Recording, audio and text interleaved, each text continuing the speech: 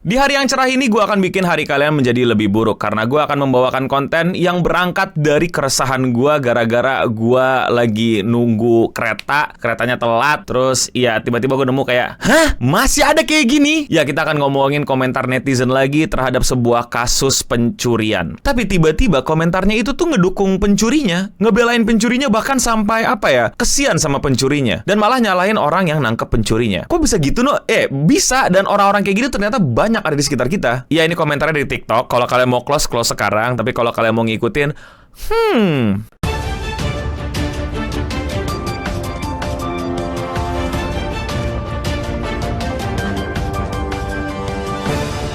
Jadi ceritanya gue lagi keluar kota, terus keretanya telat. Jadi gue kayak doom scrolling gitu di stasiun. Terus akhirnya gue nemu sebuah konten yang konteksnya itu adalah konten di mana ada minimarket yang menangkap pelaku pencurian. Nah, pelakunya itu dimarah-marahin sama pegawai minimarketnya. Ini gue nggak tahu bener apa enggak atau emang kebijakannya kayak gitu. Tapi katanya, dan gue denger juga, kalau pasif pegawai minimarket itu pas pembukuan ternyata ada yang nggak sesuai, nah itu katanya dipotong pakai gaji mereka. Apakah itu benar atau salah? Coba kalian bantu gue di kolom komentar di bawah. Tapi mari kita anggap hal itu benar, karena itulah yang menjadi semacam concern pegawai minimarket ini, kayak meluapkan emosinya pada saat nangkep maling dari minimarket tersebut. Dia kayak marah-marah gitu, kayak saya yang gantiin, ini apa segala macam dan lain-lain gitu. Jadi kayak dia ngemarahin malingnya. Nggak masalah kan sampai di sini, ya udah gitu kan, kayak lu pada juga pasti sering lihat gitu kalau maling dimarahin. Tapi ternyata malingnya ini adalah seorang ibu-ibu yang katanya dia beneran pingsan, ada yang bilang pura-pura pingsan pas ketahuan ketangkep. Jadi konteksnya jelas ya. Ada pegawai minimarket marah-marah sama ibu-ibu yang ternyata maling. Dan ibu-ibu itu katanya antara pingsan atau pura-pura pingsan. Nah, yang serunya lagi katanya nominal pencuriannya. Lagi-lagi ini datanya gue nggak bisa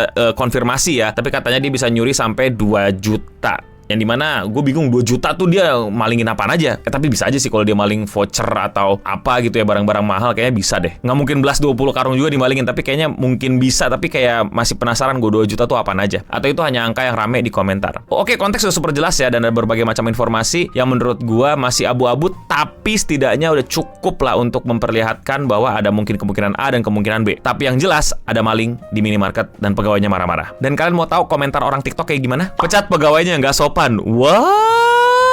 Nah, ini kalau komentar di TikTok, gue tuh agak ragu ya. Ini beneran mereka komentar dengan serius atau mereka berusaha untuk so funny, ngerti gak sih lo? Kayak menjadi lucu adalah prioritas hidupnya gitu loh. Padahal bukan stand up komedian, bukan pelawak, bukan komedian, tapi kayak pengen banget jadi lucu gitu. Kalau gue pengen berpositif thinking, komentar ini mengarah kepada kalau pegawai ya harus sopan gitu kan, melayani customer. Tapi kan ini lagi nangkep maling, bukan melayani customer. Jadi gue lucunya sedikit tapi seriusnya lebih banyak gitu. Atau dia emang punya trauma sama nggak disopanin sama pegawai kali ya. Tapi ya jelas-jelas kita lihat di sini komentarnya kenapa tiba-tiba jadi ngedukung malingnya hanya karena pegawainya nggak sopan. Pegawainya ya marah karena ya dimalingin, dan kalau dimalingin sesuai tadi kata dia ya dia mesti gantiin. Ya rugi di dia dong. Ya apa lu masih bisa sopan gitu? Gini deh netizen kan suka coba lu jadi dia, coba gini deh, coba rumah lu yang dimalingin ya. Terus ternyata malingnya adalah orang tua gitu. Terus tiba-tiba pas ketahuan dia pingsan gitu. Apakah lu bakal, oh iya pak, tidak apa-apa, dunia itu kejam.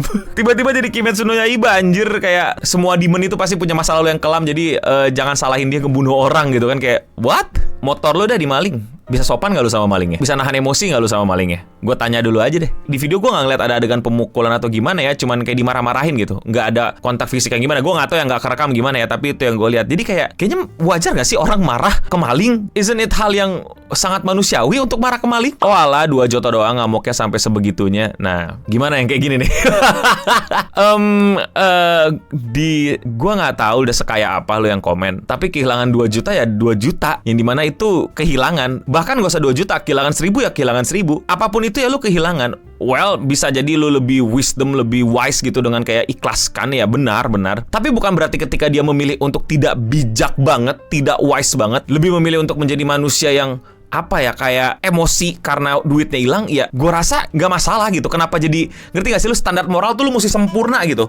Kalau lu nggak sesempurna ini lu salah gitu. Kan dia juga nggak sampai bunuh malingnya atau gimana gitu, dia nangkep doang gitu, nggak yang sampai kelewatan batas. Dia cuma marah gitu, kayak ya udah dong, biarin dia marah gitu. Bukan malah dituntut orang yang baru kena jadi korban maling gitu harus sempurna gitu, jadi orang bijak gitu. Akulah kehilangan 2 juta dan aku sangat-sangat mengikhlaskannya karena aku baik gitu. Anjir lu Tanjiro. Dan again ya, kalau dia karyawan ya, gue rasa rasa 2 juta adalah nominal yang cukup besar. Gajinya berapa gitu loh. Gajinya berapa? Di beberapa kota ini udah hampir ngemakan semua UMR dia dan hilang dalam waktu sehari hanya karena dimaling. Dan netizen malah menjadi polisi moral yang bilang kamu harus sempurna gitu. Kamu harus jadi manusia yang baik dan mengikhlaskan gitu. Apa? Kenapa mesti dimarahin? Kan bisa ngomong baik-baik. Iya, bener. bener, nggak salah. Iya bener, kalau ada orang jahat kita mesti ngomong baik-baik. Apalagi kejahatannya maling ya. Kita bilangin, Pak, dunia itu emang nggak adil. Tapi jangan kayak begitu ya, Pak. Jangan maling ya, Pak ya. Nggak, ini sumpah yang komen pada nonton Kimetsu no Yaiba apa. Ini gue jadi kayak video ngeledekin Kimetsu no Yaiba. Padahal nggak gitu loh poin gue. But intinya adalah ini adalah hal yang buat gue nyebelin. Kenapa selalu mencari celah untuk mengomentari orang lain yang jelas-jelas orang lain itu di posisi benar dan yang dia lakukan ya udah gitu loh. Kenapa lu nggak bisa ya udah nggak usah komentar deh gitu, nggak usah komentar juga nggak apa-apa kok, beneran dah. Dan lagi-lagi perspektifnya hanya karena ini ibu-ibu gitu. Emang kalau ibu-ibu kenapa? Ya ibu-ibu juga bisa bikin salah. Kalau besok-besok semua diwajarkan kalau ibu-ibu itu boleh maling di minimarket, ya lama-lama minimarket nggak boleh dimasukin ibu-ibu lah. Nih ibu-ibu semua mau bikin guild phantom thief apa gimana sih? Ya iya, kalau keadaan dan situasi membuat kita harusnya bisa ngomong baik-baik, ya pasti akan ngomong baik-baik nggak sih? Tapi konteksnya ini lagi marahin maling, Pak. Kesian tahu sama ibunya, dia mencuri juga pasti ada alasannya. Ini adalah argumen paling menyebalkan, ngenekin, malesin dan ini ada argumen yang sering dipakai orang seakan-akan memperlihatkan diri dia itu lebih bijak, lebih wise, lebih keren, lebih berpendidikan, lebih apa gitu. Padahal kosong. Dia mencuri pasti ada alasannya. Apaan yang gak ada alasannya? Coba, orang nafas juga ada alasan. Orang nendang bola juga ada alasan. Orang nyapres juga ada alasan. Semua kegiatan itu pasti ada alasannya. Gak tiba-tiba ya mencuri. Gak ada. Gak pernah ada gitu kayak tahu-tahu mencuri.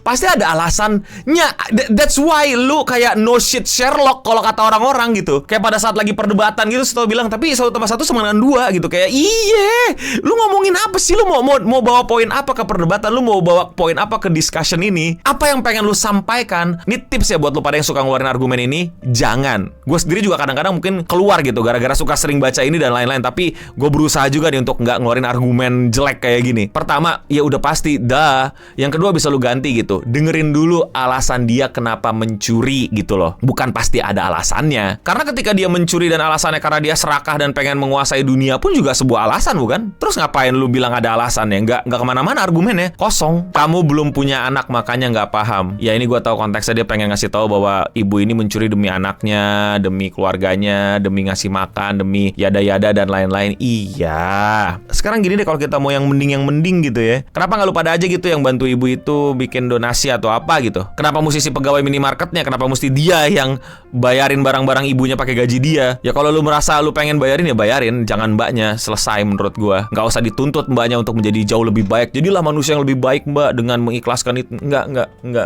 Kenapa nggak ikhlas gitu sih, Mbak? Hitung-hitung buat ngebantuin ibunya. Ya udah lu, ayo lu ikhlasin sebagian harta lu buat ibu itu biar ibu itu nggak maling lagi ya. Tolong, kenapa mesti di-push korban? Kenapa korban mesti di-push untuk menjadi orang yang dewasa, bijak dan lain-lain untuk standar moral yang nggak make sense gitu? Sekali lagi ya, menurut gue bener, lu akan jadi jauh lebih bijak, jauh lebih keren, bahkan akan jauh lebih disanjung sama masyarakat ketika lu kepalingan dan lu bilang biarkanlah dia yang lebih membutuhkannya. Lu keren, sumpah gue akan bilang lu keren banget. Tapi nggak semua orang bisa kayak gitu, dan wajar nggak semua orang bisa kayak gitu, karena itu adalah standar moral yang terlalu tinggi untuk masyarakat yang ekonominya aja masih pada berjuang. By the way, gue ngerti ya tentang kemiskinan struktural dan lain-lainnya gitu, tapi ini bukan jadi hal yang membuat kita jadi harus mewajarkan maling-ngemaling gitu ya. Apalagi korbannya juga sama-sama orang yang lagi berusaha untuk bangkit dari kemiskinan struktural, atau bahkan belum layak ekonominya dan lagi masih berjuang. Yang lo malingin adalah masyarakat yang lagi mau nggak kejebak di sini gitu. Jadi nggak bener sih menurut gua untuk kita mewajarkan ini hanya karena kita mengerti kemiskinan struktural dan yada-yada. Ya jadi gitulah unek-unek gua hari ini ngeliatin komentar. Sebenarnya banyak banget komentar yang lebih banyak